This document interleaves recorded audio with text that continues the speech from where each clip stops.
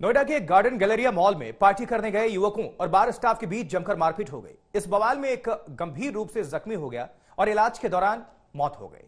घटना में मौत के बाद से मॉल में तनाव का लगातार माहौल जारी है।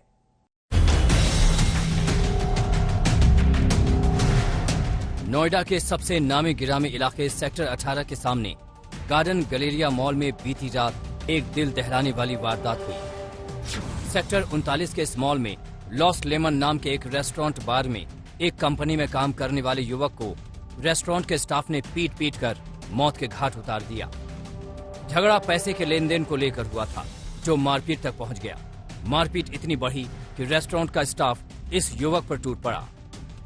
इस वक्त मैं गार्डन गैलेरिया मॉल में मौजूद हूँ और यहीं पर 25 तारीख की रात को जो लॉस्ट लेमन बार आप देख पा रहे हैं, यहीं पर ब्रजेश राय नाम का एक शख्स अपनी कंपनी के कुछ लोगों के साथ पार्टी करने के लिए आया था। तभी यहाँ पर पैसे के लेन देन को लेकर जो बार के लोग हैं उनसे और ब्रजेश राय और उनके साथियों के साथ विवाद हो गया, जिसमें जो बार के लोग हैं उन्होंने ब्रजेश राय को बुरी तरह से मारा। इतनी बुरी तरह से मारा कि ब्रजेश राय इसी बार में अधमरे हो गए। उसके बाद उन्हें अस्पताल ले जाया गया, जहां पर ब्रजेश राय की मौत हो गई।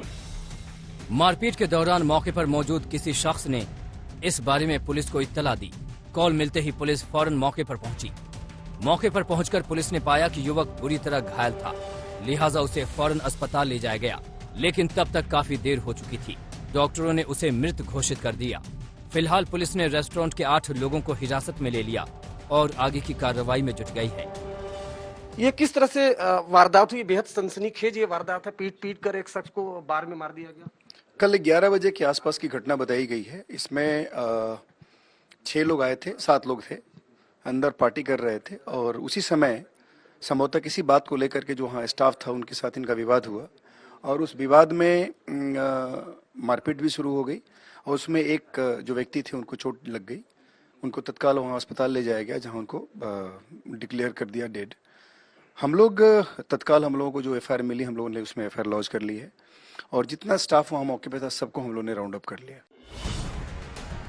मारे गए युवक की पहचान ब्रजेश के तौर पर हुई।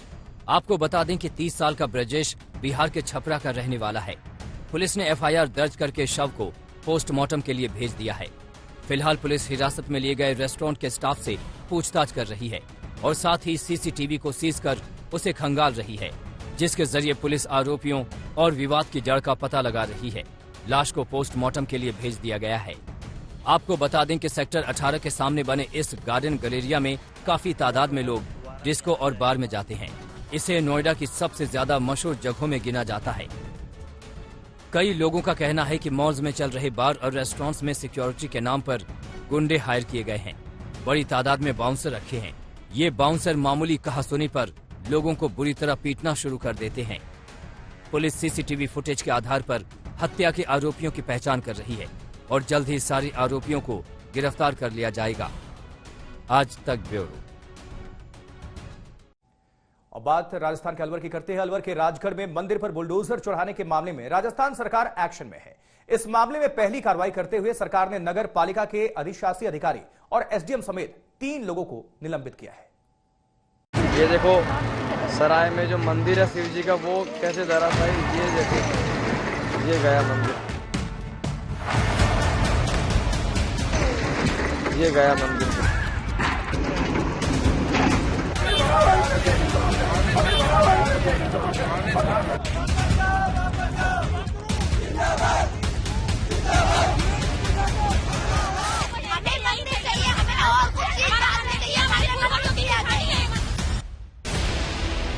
जब मामला मंदिर का ढहाने का हो, सराय में जो मंदिर है शिव जी का, वो कैसे धराशायी, ये देखो, ये गया मंदिर पूरा। जिस घटना पर ग्राउंड जीरो से लेकर दिल्ली तक बवाल मचा हो, जिस घटना पर देश का सियासी पारा चरम पर, उस पर एक्शन तो होना ही था। अतिक्रमण हटाने और विकास के नाम पर मंदिर पर बुलडोजर चलाना राजस्थान के राजगढ़ के 3 अधिकारियों को भारी पड़ गया। अलवर जिले के राजगढ़ में मंदिर ढहाने के मामले में भारी विरोध के बाद एक्टिव मोड में आते हुए राजस्थान सरकार ने पहली बड़ी कार्रवाई की है। मंदिर पर बुलडोजर चलाने के मामले में राजगढ़ के एसडीएम केशव मीणा, नगर पालिका के अधिकारी बनवारी लाल मीणा और नगर पालिका के चेयरमैन सतीश दुहारिया को सस्पेंड कर दिया है। इस पूरे मामले की जांच कल ही शुरू हुई है और प्रथम दृष्टया दोषी पाए जाने पर इन पर निलंबन की गाज गिरी है। अब जरा 17 अप्रैल की तस्वीर देख लीजिए। राजगढ़ के सराय बाजार में ये नगर पालिका के बुलडोजर एक्शन की तस्वीर है।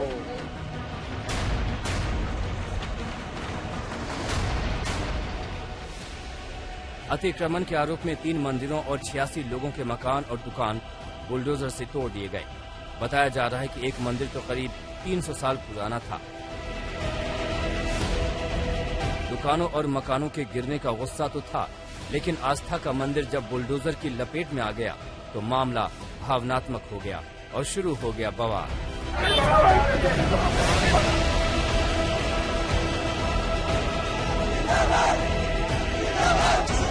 स्थानीय लोगों ने संघर्ष समिति बनाकर आंदोलन शुरू कर दिया है। सोमवार शाम स्थानीय लोगों ने कैंडल मार्च निकालकर दोषी अधिकारियों के खिलाफ कार्रवाई की मांग की।